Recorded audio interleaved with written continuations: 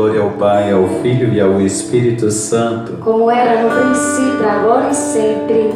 Amém. Então, boa tarde a todos. Boa tarde. Coragem, sejam bem-vindos. Agora eu dou boas-vindas enquanto o pregador deste momento, mas vocês já estão aqui há mais tempo, inclusive nesta manhã.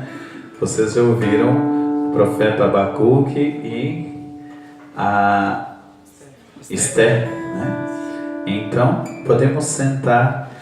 O profeta Abacuque, ele tem ali, sobretudo a sua célebre passagem, Abacuque 3,17, que fala da sua confiança inabalável em Deus, onde ele faz um elenco de tudo que ele poderia perder, e ele continua confiando em Deus. Então nós precisamos aprender muito com o profeta Abacuque, Ele diz: ainda que a figueira não floresça, a vinha não dê mais seus frutos, os campos não dê mais suas colheitas, a oliveira não dê mais seu azeite, todo gado seja arrebatado dos currais, mesmo assim eu confiarei e me alegrarei no Senhor meu Deus, Ele é a minha rocha firme.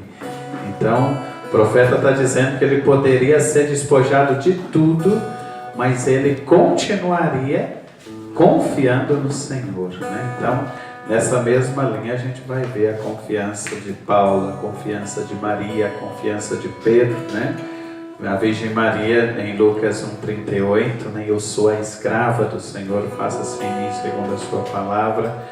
Paulo, na 2 Timóteo, ele começa capítulo 1, versículo 8, ele está dizendo ali da sua confiança inabalável também: eu sei em quem eu coloquei a minha fé.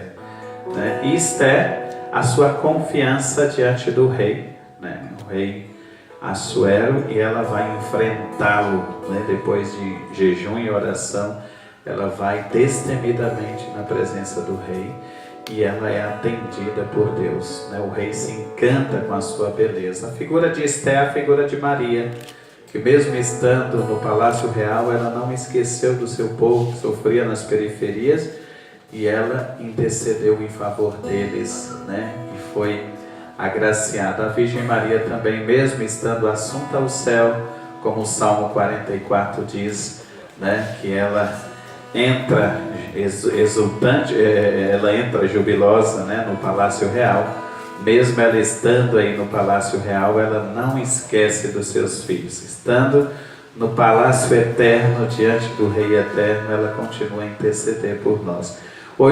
Agora nós vamos falar do profeta Miqueias, Ou podemos dizer o pequeno grande profeta, porque ele está na linhagem dos pequenos profetas de Israel, os profetas menores, mas não deixa de ser um grande profeta. Aí está Miqueias 5, a célebre passagem dele, que é atribuída à festa, ao nascimento de Jesus, Falando dele hoje, a ênfase maior está no capítulo 3, mas na verdade ele também é muito conhecido pela aquela passagem ali no capítulo 5 de Miqueias.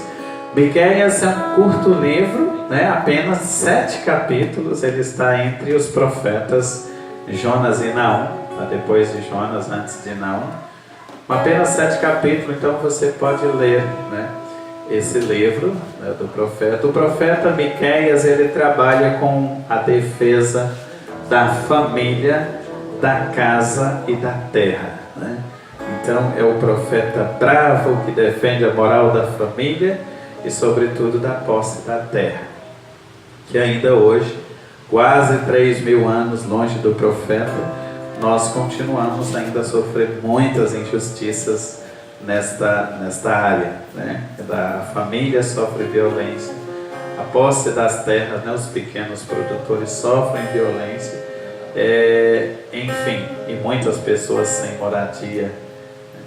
O profeta Miqueias, ele viveu entre o ano 725 ao ano 701. Foi o tempo da sua profecia, foi exatamente aí. Ele profetizou exatamente nos tempos em que desapareceu das terras do mapa o reino de Israel. Em 722 esse reino desapareceu. Foi a queda de Samaria, que era a capital do Reino do Norte, e aí os povos foram deportados e nunca mais voltaram. Acabou, né? Desapareceu completamente da história.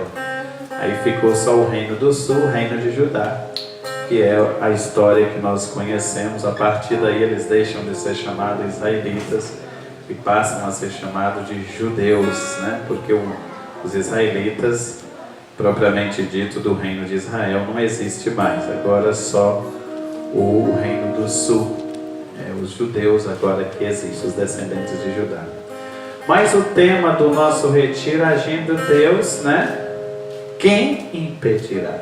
Então nós vamos ver que os profetas, eles foram estes alvos realmente de Deus, onde Deus agiu. Foi uma ferramenta poderosa na mão do Senhor. E eram pessoas, não eram pessoas superdotadas como nós pensamos. A intenção do retiro é mostrar que nós somos instrumentos, meros instrumentos na mão de Deus, e é Ele que faz. E não devemos temer, não devemos achar que não somos capazes, não devemos achar que Deus não nos conhece. Ele conhece a cada um de nós, porque nós estamos tatuados na palma da sua mão, Isaías 49:15. Ele nos conhece, Ele age através de nós. Os profetas são pessoas simples, os profetas foram pessoas, né, assim como nós também, sofreram injustiça, mas não ficaram quietos, acomodados. Então, ouviram a voz de Deus ao chamá-los, né, para ir à luta, e eles disseram: eis-me aqui. O profeta Miqueias, ele viveu numa pequena cidade a 30 quilômetros de Jerusalém. E essa cidade, na época, estava sofrendo fortes injustiças, né, pelos grandes fazendeiros da região e pelos exércitos, soldados, né, do exército, dos poderosos exércitos dos impérios na época, que, por serem muito ricos, eles também adquiriam posses por ali e eram extremamente pessoas extremamente excessivas, pessoas dos excessos, cometiam excessos diariamente. Então, quando nós abrimos o livro do profeta Miqueias, nós já deparamos logo com fortes denúncias contra esse povo da época, contra os grandes, podemos dizer assim. Interessante olhar que Miqueias não é uma pessoa de destaque na sua sociedade, é uma pessoa muito simples. A Bíblia até não fala muito, como Oséias, por exemplo. Amós vai falar do que eles faziam, eram agricultores, falava um pouco. De Miqueias não fala muito, é uma pessoa sem expressão, né, na sua sociedade, mas a intimidade que ele tem com Deus, inclusive o seu nome significa quem como Javé, né? Quem como Javé, na verdade não é o significado de Miguel, não confundir, que Miguel quem como Deus, né? Quem pode insultar a Deus. No caso, Miqueias é quem como Javé, quem como o impronunciável, quem como, né, aquele que não se pode definir o indefinível. Javé no hebraico não é pronunciado, é um pentagrama impronunciável. Então vocês percebem que esse profeta é um homem simples. E então, quando ele vê a injustiça que sofre o seu povo, a intimidade que ele tem com o coração de Deus, ele diz: Javé não compactua com essas injustiças. Ele não é um Deus da injustiça, Ele é o Deus do amor, Ele é o Deus da misericórdia, Ele é um Deus que quer resgatar o seu povo da sua miséria profunda. E então Deus apodera dessa ferramenta poderosa que é esse homem, que agora vai se tornar conhecido na sociedade judaica, e ele vai denunciar os erros, as explorações e a má conduta daquele povo. Nessa época, o reino de Judá sofreu um ataque do próprio reino de Israel. o reino de Israel aliou-se a alguns povos vizinhos, como os filisteus e os arameus, para atacar o reino de Judá, que não aceitou de fato, né, aliar-se, né, contra a Síria. E então, né, foi quando o Judá sofre um grande ataque de Israel, mas como Deus está sempre do lado, né, daqueles com quem ele firma aliança, inclusive de Judá, aquela aliança eterna através, né, do Messias que viria, né, da descendência de Davi, e ocuparia o trono eterno de Judá. Isso na Anunciação, o anjo vai dizer: ele governará sobre as nações com um cetro de ferro, né? E o seu reino não terá fim. Então, Miqueias, ele não teme diante da sociedade da sua época e nem mesmo diante de impérios poderosíssimos. E ele levanta contra a injustiça, e uma das suas célebres profecias é essa que está no capítulo 3, de 1 a 4.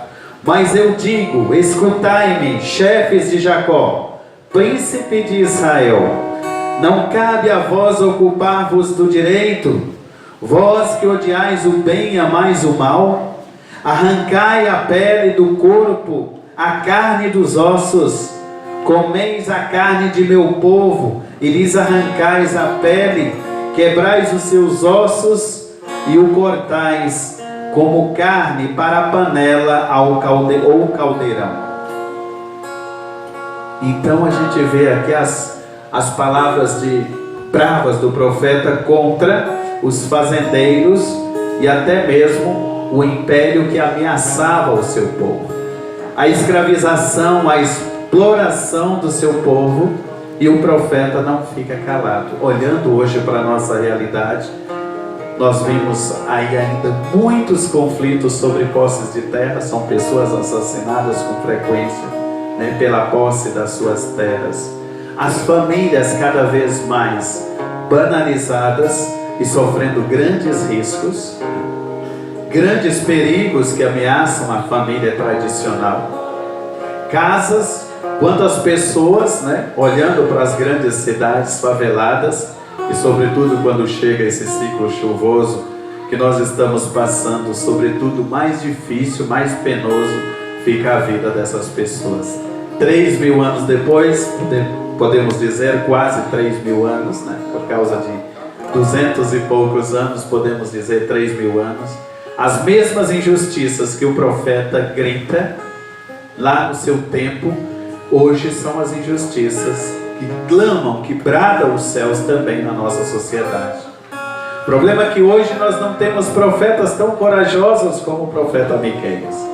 O problema é que hoje nós temos profetas que andam um pouco acanhados e sobretudo quando, né, sofre qualquer tipo de ameaças, aí o silêncio é total. Nós hoje somos profetas que andamos com mordaça. É muitas espécies de leis e de punições que vêm sobre nós.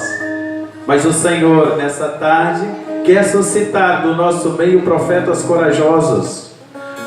O Senhor não olha nossos atributos, nossas qualidades, nossas capacidades. O Senhor quer pessoas fiéis. E sobretudo hoje, até mesmo a fidelidade para ser fiel a Deus nesse mundo, sofremos muitas espécies de violência, violência moral, violência física também, violência psíquica. E o Papa Bento, ele dizia que hoje o maior martírio do cristão hoje não é o derramamento de sangue como no martírio propriamente dito, mas é a ridicularização da nossa fé. Somos hoje ridicularizados, né? E sobretudo quando a igreja passa por uma situação delicada de escândalos públicos, aí nosso cerco fecha ainda mais. Aí nós ficamos com medo das críticas, ficamos com medo do julgamento,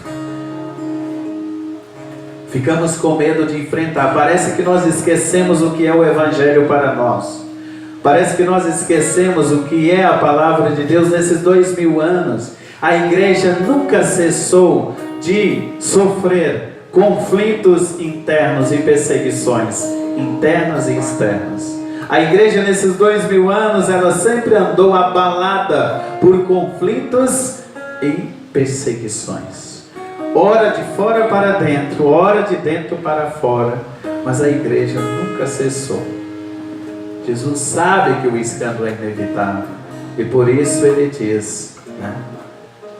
Ele até deixa, o escândalo é inevitável, mas ai daquele que provocar um escândalo. Então nós não podemos nos escandalizar da igreja de Cristo, porque ela sempre andou em meio de conflito. E ao invés de diminuir a nossa fé, ao invés de inibir a nossa capacidade profética de falar em nome de Deus, na língua hebraica o profeta é chamado Nabir, aquele que fala, né, pela boca de, no caso de Deus, ele fala pela boca de Deus.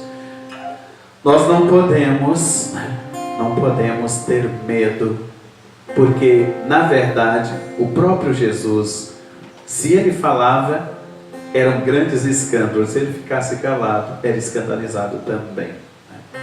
A palavra de Deus não pode ficar presa por um medo pessoal. Então nós pedimos a Deus nessa tarde a coragem desse profeta, a coragem do profeta Miqueias de denunciar. Não importa se a nossa vida está nas mãos de Deus, como o salmo na semana passada dizia, confia, né, o teu projeto a Deus, confia a tua vida a Deus, o mais Ele fará. Entrega o teu caminho a Deus. Nós precisamos despertar em nós essa coragem, essa capacidade que temos dentro de nós, que os nossos medos acabam abafando, né? Que o medo dos julgamentos, dos olhares, acaba nos calando. Nós precisamos pedir a Deus essa coragem, né? Agindo Deus ou não confiamos em Deus, ou a palavra de Deus tem sido vazia em nossa vida. Quando temos medo de pregar, quando temos medo de denunciar. Claro que as reações são diversas, né, diante daquele que fala em nome de Deus. As reações serão diversas, mas nós não podemos ter medo, ter essa certeza dentro de nós. Eu não falo por mim, é o Senhor que me enviou. Pregar o Evangelho, como diz São Paulo, para mim não é motivo de glória, mas uma obrigação que me é imposta. E ai de mim se eu não evangelizar. Ai de mim se eu não evangelizar. Os profetas não foram pessoas especiais, pessoas superdotadas, não foram pessoas simples, mas pessoas que confiaram em Deus. Pessoas que abriram mão de si mesmo para se atirar inteiramente no projeto de Deus. Ainda que tudo me seja retirado, eu confiarei no Senhor meu Deus. A coragem e a força da palavra profética, né? O profeta fala sem medo, ele fala sem medo de errar, ele confia totalmente em Deus, ele tem uma abertura totalmente para Deus. Ele não teme em gritar, ele não teme em denunciar, e ele não teme em afirmar. E tu, Belém de Éfrata, és a menor? Não és a menor, de ti virá aquele, né? O profeta fala sem preocupar com o tempo, sem preocupar com julgamento, sem preocupar com cobranças. Ele faz uma profecia que na verdade a gente vai ver o cumprimento perfeito dela 700 anos depois. Mas ele profetizou, ele não teve medo. Hoje, nós às vezes, mesmo dentro do grupo de oração, mesmo dentro da comunidade, nós temos medo de ser portadores, né, da palavra de Deus. Nós temos medo de ser porta-voz da palavra de Deus. Nós temos medo de levar essa palavra a alguém. Nós temos medo de dizer a alguém que está enfermo, né, que ele está curado em nome do Senhor. Nós temos medo de repreender alguém que está no caminho errado de dizer: volta para o seu Senhor. Nós temos medo, né? Mas isso é porque dentro de nós mesmos a confiança em Deus já está abalada.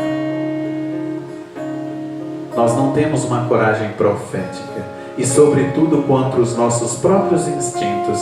Nós não profetizamos sobre os nossos, sobre as nossas fraquezas. Nós não temos autoridade mais nem sobre nós mesmos, sobretudo quando o assunto é sexo, quando o assunto é dinheiro, quando o assunto...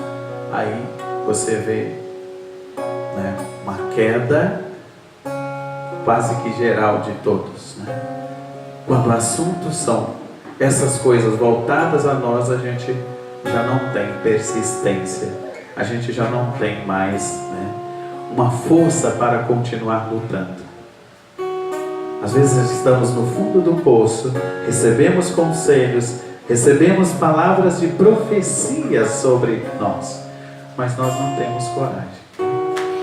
Mas eu não dou conta. Eu não consigo. É exatamente isso que o inimigo quer ouvir dos profetas de Deus.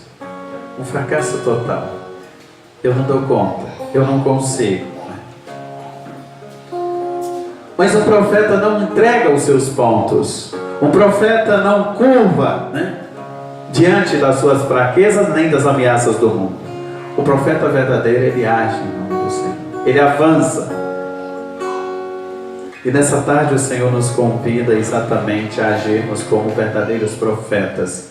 Primeiro sobre a nossa própria vida e depois sobre a vida dos outros.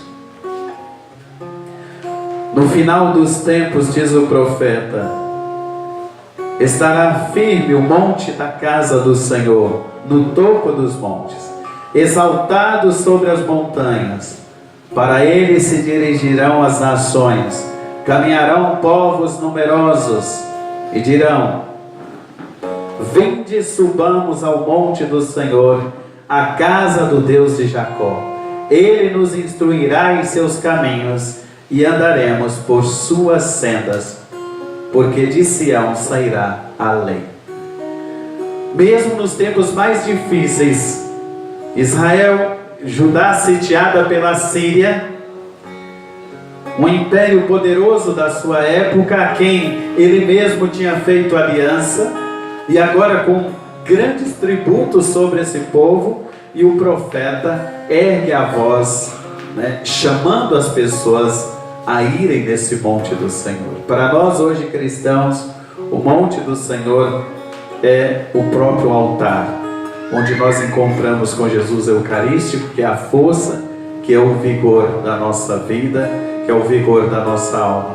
Hoje o profeta nos chama, quando nós estamos desanimados, quando estamos encurralados, amordaçados, presos em nossos medos, o profeta nos chama: vinde, subamos ao monte do Senhor. Os tempos de retiro é exatamente isso. Fazer esse encontro pessoal com Cristo no seu monte, nesse altar, onde nós encontramos esse alimento que é força, sobretudo espiritual para nós. Os tempos de retiro é um tempo de reabastecer as nossas forças, reabastecer o nosso ânimo, reanimar, levantar as nossas cabeças, porque a nossa libertação está próxima. É isso que vocês vieram fazer nesse tempo: olhar para a vida dos profetas, olhar para a vida das santas mulheres exaltadas com louvores nas Sagradas Escrituras e reanimar as forças. Nós precisamos sempre buscar essa força que vai definhando dentro de nós. Nós precisamos buscar sempre no altar do Senhor. O altar do Senhor nos tira da prostração. Subamos o monte do Senhor. Buscamos a lei que sai de Sião. Essa lei para nós hoje cristãos é a lei do amor. Amar é fazer algo mais, é ir além daquilo que nos é obrigado, é ultrapassar as barreiras da nossa obrigação e ir muito mais além. Nós vamos ficar de pé nesse momento e vamos pedir a Deus que derrame suas graças sobre nós, que restaure, né, as forças que vão se esvaindo ao longo das dificuldades do mundo, ao longo dos desafios. E você vai rezar nessa tarde pedindo a Deus, né, sobretudo com a vida desse profeta corajoso. Pouco se sabe dele, mas os 7 capítulos do seu livro, sua coragem de enfrentar impérios, sua coragem de enfrentar o seu próprio, né, o próprio povo que andava por caminhos errados, o povo que se vendia, o povo que entrava em alianças contrárias à vontade do seu Senhor. Então sejamos esse profeta dentro e fora da nossa casa. Elevemos a nossa oração a Deus. Senhor, desperta dentro de mim, né, toda a força que vai sendo apagada, Senhor, com os meus medos. Desperta, Senhor, a força profética na minha alma, que eu seja um profeta, uma profetisa que fala destemidamente, que leva uma mensagem de libertação, como o profeta Miqueias nessa tarde. Faça essa oração para Deus, pedindo a Ele: vem, Senhor, quero ser essa ferramenta em suas mãos. Quero ser, Senhor, essa ferramenta. Quero emprestar a minha boca para falar em Teu nome, Senhor, para denunciar, para gritar, Senhor, contra as injustiças, contra a escravidão, Senhor. São muitas escravidões na nossa atualidade, são muitas espécies de escravidão, Senhor. Eu quero gritar nessa tarde contra esse tipo de escravidão que ameaça o meu povo, ameaça a minha casa, a minha própria igreja, a mornidão que vem abatendo sobre a sua igreja, Senhor. Dá coragem a esses homens e a essas mulheres para que sejam profetas destemidos, profetisas destemidas, Senhor, que não tem medo de falar em seu nome, que não tem medo de denunciar os crimes, que não tem medo de denunciar os erros, Senhor. Se for possível, Senhor, entregamos também a nossa própria vida, mas sabemos que estamos seguros em Tuas mãos, Senhor. Unja-nos, Senhor, com a Tua palavra, Senhor, para que sejamos homens e mulheres corajosos, Senhor. Não tenhamos medo de enfrentar os perigos do nosso tempo. Possamos denunciar, Senhor, na vida do nosso irmão seus caminhos errados. Possamos denunciar, Senhor, as injustiças que abatem sobre a nossa sociedade. Possamos, Senhor, denunciar as alianças políticas que vêm escravizar o seu povo. Possamos, Senhor, denunciar todo tipo de corrupção, Senhor, todo tipo de mal. Derrame Teu Espírito sobre nós, que o Teu Espírito Santo unja-nos, Senhor, com coragem, com força, com determinação, com garra, Senhor. Que surjam novos Miqueias, Senhor, que surjam novas Esther, com coragem de enfrentar, Senhor, os poderosos, de enfrentar aqueles que detêm o poder, até mesmo do próprio maligno, Senhor, do próprio Satanás, que tem destraviado muitas almas, Senhor. Que nós possamos ser firmes, resistentes diante das tentações, Senhor. Eu vou deixar